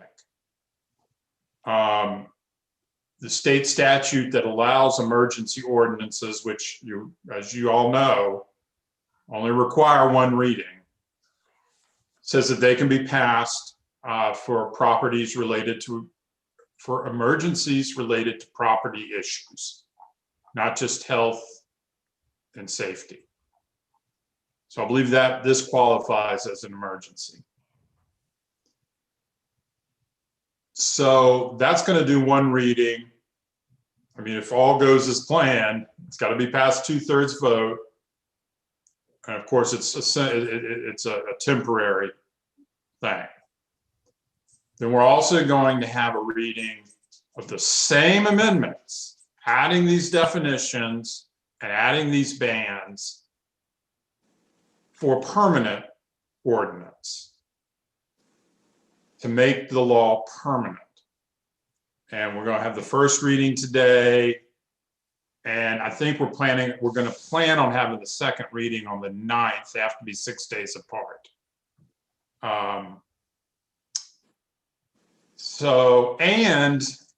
For the permanent ordinance, there's a doctrine called the pending ordinance doctrine that's been recognized in South Carolina that allows municipalities to start enforcing ordinances once they're in the legislative process, i.e. the first reading. So that's another way that we are going to have this ordinance become applicable immediately upon the first reading. So that's kind of what's happening. So Joe, if I understand you correctly, the first thing we need to do is to move to approve this ordinance as an emergency ordinance? Correct. And I've prepared that and it's been circulated. There really are two different ordinances. One of them's an emergency ordinance and the other one's a permanent one. Substantively, they are identical. So we should move to establish an emergency ordinance that considers the amendment for the definitions in section 14.115. That's the motion. The motion, yes, is to approve emergency ordinance 2021-05. Are you making a motion, John? Sure. Okay, is there a second to that motion? Second. Any discussion? Yeah, I have a question of council. Would this prevent, I hope not, a major general contractor who's building a permanent home on the island or a hotel or something from putting what amounts to a manufactured home on the site for an office during construction? I don't believe it does. Bruce? Would this prevent, because it's temporary, it's not permanent. But Bruce can Now, answer. this only addresses residential, manufactured homes for residential dwellings. So permanent mobile homes. It doesn't affect job trailers, which is commonly referred to as a job trailer. Job trailer. You sure of that, Bruce? The way it's written? The way it's written, yes, sir. Okay. I just wouldn't, if you're building something like the sanctuary, you often will find a trailer or two that are on the property for what might be a year and a half. I just don't want to prevent that. But nobody's living in them. It's just an office trailer. Right, they're an office, right. But it is a manufactured unit, Good question. As long as that doesn't fit within that, then I'm fine. Any other discussion? No, Mayor. Okay, all in favor? Aye. Any opposition? Okay. Then which one, Joe? 2021, I don't even have it. I think it's 04. Yeah. That's right. It's 04. It's in your book. It's the last one. It's tab 15 in your book. Tab 15. And this is a motion to approve, but this will be the first reading. Right. Correct. This is not an emergency ordinance. This is not Correct. an emergency ordinance. This is a normal ordinance. So this is moved to approve first reading of ordinance 2021-04 Yes, sir. that includes an amendment to the definitions in 14-115. Exactly. Right. Is that a motion, John? That's a motion. Okay, is it seconded? Second. Okay, any other discussion? Okay, all in favor? Aye. Okay. All right. Joseph, you're done. Thank you. It was an interesting one. I have one question for Joseph. Do we owe you a happy birthday? Yeah. Dan? Is today your birthday? No. In your recent past. All right, turn around. Look at your printer. Yes. Oh, no. That's a card my daughter made for me. I've left it there since November. Well, happy birthday, belated birthday. Happy birthday. I made an error. If you could go back to item E, tab 13. We approved the new members, but we didn't approve or reapprove the appointment of the existing members. So we'll do this all at once. So under the Board of Zoning Appeals, that's Mr. Farabee, Lewis, and Hainan. And for the Planning Commission, it's Mr. Dowdy and Capelli. What about the chair? Is he good? Peterson is 23 and Cassidy is 2023. Yeah, So good. it's just the five individuals, and that's my fault. So if I could have a motion to approve the reappointment of those five individuals to the Planning Commission and Board of Zoning Appeals committees respectively. I'll move. Okay, second? Second. Okay, all in favor? Aye. Aye. Very good. And I think the last items are committee updates. Does anyone have a committee update? I have one comment, if I may, Mr. Mayor. Yes, sir. Both the Public Safety and Ways and Means were asked, we worked on this a little bit at the offsite or talked about it, to begin to develop a procedure that the town would adopt for securing emergency funding.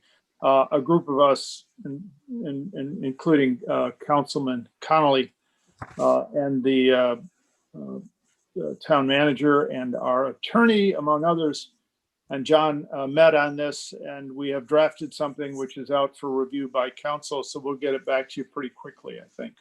Yes. Sorry, I did look at that. And Mayor Pro Tem Prickett, could you please also, just for the record for council meeting, discuss what was approved at the special call Ways and Means meeting, just so we can get it on record here for the Parkway funding. Yeah, okay. Yes, at Ways and Means Committee, which met earlier today, the Ways and Means Committee approved an amendment to the existing contract to improve the Parkway, and it's an amendment specifically for irrigation changes because they found that the system is in more need of repair than first anticipated. Anyway, that was, and so do we need that to be approved? No. No, it's just to add it for the record for people who didn't make that meeting. Okay. Thank you, Dan. Any other committee reports? I have the committee report, Mary Andrews, for public safety. Over the past year and periodically, we have been working with the emergency response people to improve our response time on Kiowa. One of the things they did this year, in addition to asking for additional funding for 3 new ambulances, is they reopened the Medic 10, which is at the end of the gate for Kiowa. And it was originally, it's not staffed as part of their regular assignments, but they do staff it based on overtime. They make that available night and day to their people. The reason they don't staff it is because there is an issue with the number of employees they have, especially with COVID. And until that changes, they may not have full-time staff there. However, I'm happy to say that in January, at nighttime, 50% of the time, the building was staffed and calls could be taken there. And during the day, the close to 40%, the staff, it was staffed. So they're making time here on the island. The first responders are the fire company, but this is helping significantly. Okay. Very good. Thank you, Marianne. Any other comments? Any general comments? I have one comment, Mayor. Oh, I'm sorry. Before we get any other comments from the council? I have a comment. Sorry. That's all right.